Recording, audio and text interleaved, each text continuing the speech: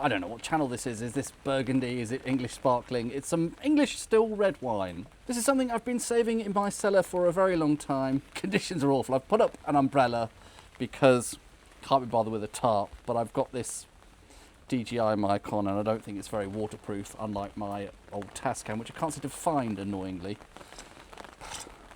Anyway, my cellar is completely devoid of any wine that I really want to open. Just a few bottles of Fourier that I'd rather save for a bit more of a special occasion than this very rainy Sunday afternoon. And this is something I've had hanging around for ages. It is the last of a case of 6 of Davenport, which is a Sussex-based wine producer. Featured some of their sparkling wine on English Sparkling with Tweedy. And this is their still red wine, their still red Pinot Noir, 2018 vintage. And it's Diamond Fields. I think they make more than one. Diamond Fields is the name of this particular vineyard. Glass is getting wet while I'm doing all this blur. This is all very tedious, but this is probably a once in a lifetime opportunity now to try this, because I think it's all sold out many years ago. I was very keen to see what this would be like if aged a bit.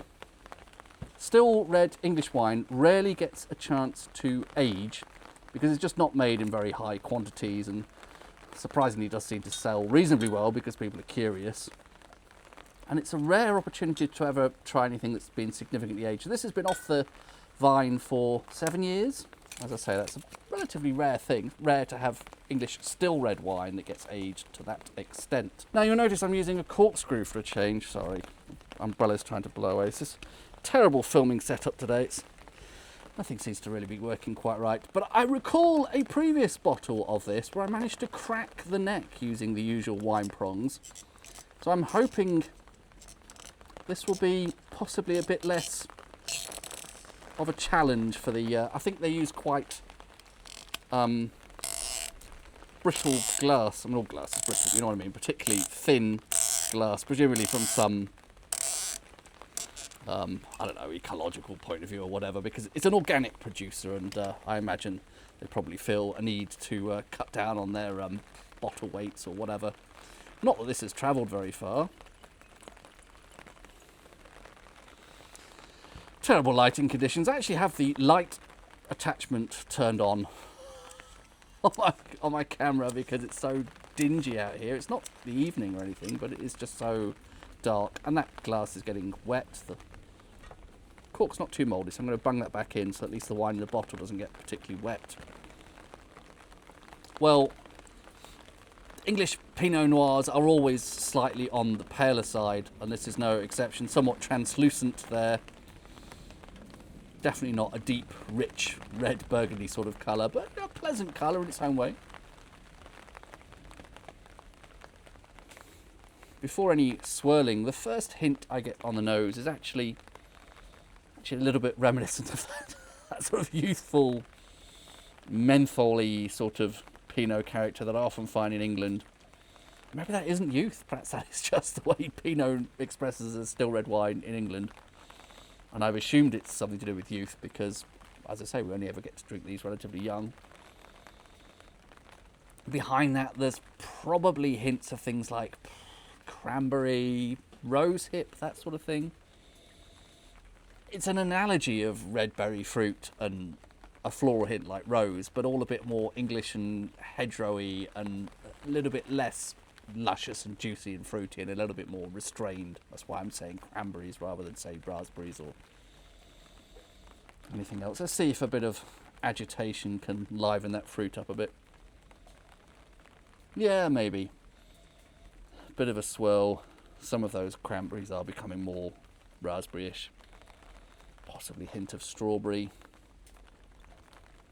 That might be the tiniest light touch of cherry in with that, but I think that's veering more towards berry fruit rather than stone fruit like cherry. Not bad though, it's a pleasant enough nose. A little bit, as I say, restrained. It does give the impression of a cooler climate Pinot. An English one with those hedgerowy sort of notes. And possibly there are suggestions there of the fact that this is, as noted, an organic producer. That can give sort of hedgerowy quality sometimes, I think, can't it? Organic wine tends to be all a little bit more natural. Okay, give this a sip.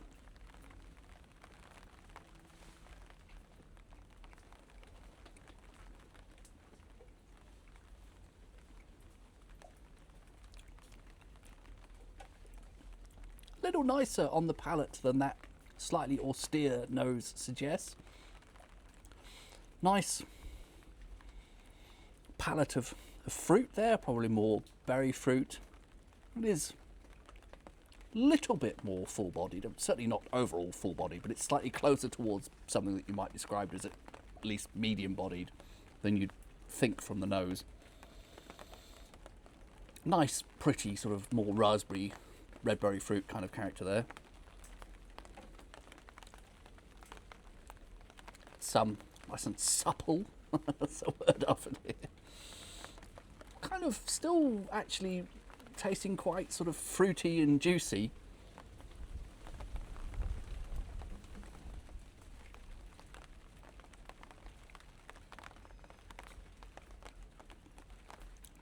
But yeah, quite pleasant, actually.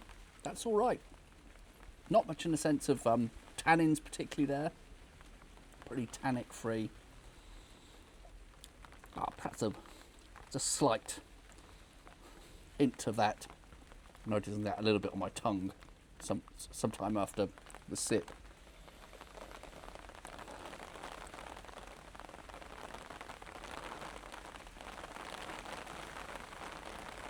But yeah, that's all right. I'm not sure this has changed significantly with age. In fact, I think I even had an email exchange with Will Davenport some time ago where I was asking if he thought his wine had aging potential. And he said, I don't think he's necessarily aged a lot, but he said he doesn't actually think it does tend to change significantly with age. I don't think the style of wine that he makes was something that is intended to be aged. The rain's getting quite heavy now. But it certainly hasn't deteriorated as a result of being 7 years old. Possibly it's gone a little bit lighter and more dainty. Might be slightly more floral notes than I recall. I think that rose hip, maybe that was there to begin with a couple of years ago when I last tried this, but it's a little bit more evident now, and that's quite pretty in its own way.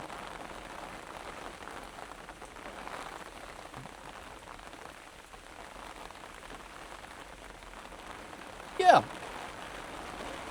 it is nice, but then it always was nice. It was nice when it was young and fresh and fruity.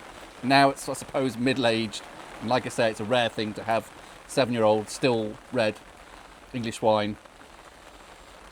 Not yet noticing a transformation in it, but perhaps I shouldn't be expecting it, given the, as I say, the winemaker's notes on that.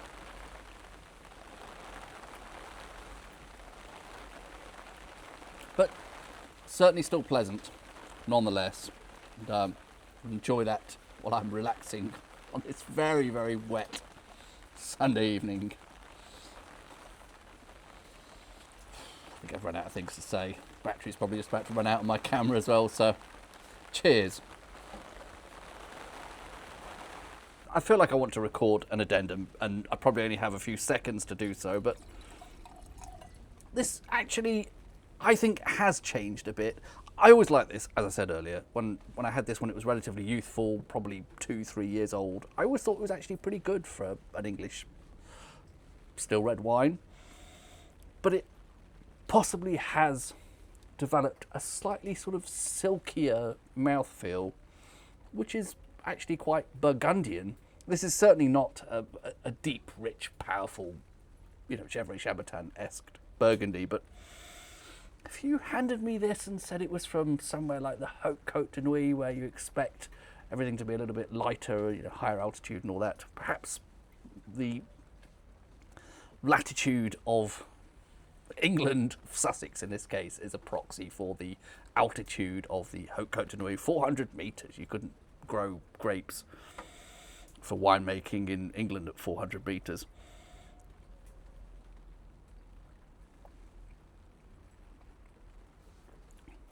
That does have surprisingly nice mouthfeel. I think it probably always did a bit, but I think that has definitely improved a little bit with age. 7 years, I'd say, a bit extreme, for an English red. I'm actually enjoying that. It's nice. I should probably look up what vintage they're on currently at Davenport for this Diamond Fields series. It's a wine I've enjoyed of a few vintages. It's been a while since I've really had any, but I do think Will Davenport is a pretty good winemaker. He does seem to know his stuff. Still getting that menthol-y kind of thing, and it is all a little bit more organic, it's a bit more hedgerowy, a bit more rustic, a bit more rural, but I like that. It's really nice, and there is some elegance in amongst all of that. As I say, a sort of slightly rustic version of perfume and a kind of silkiness on the palate.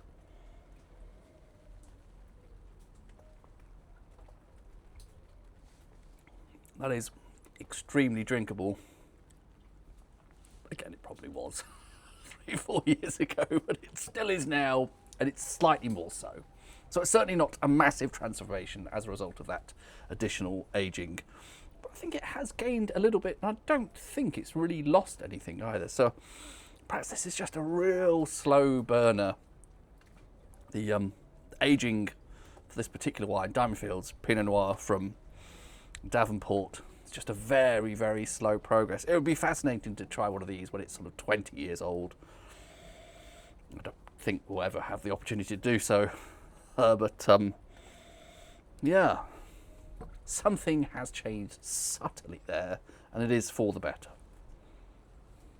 Anyway, the main addition I wanted to add there is I'm enjoying it. It's good. It was good before. It's slightly better now, which is good, right? Cheers.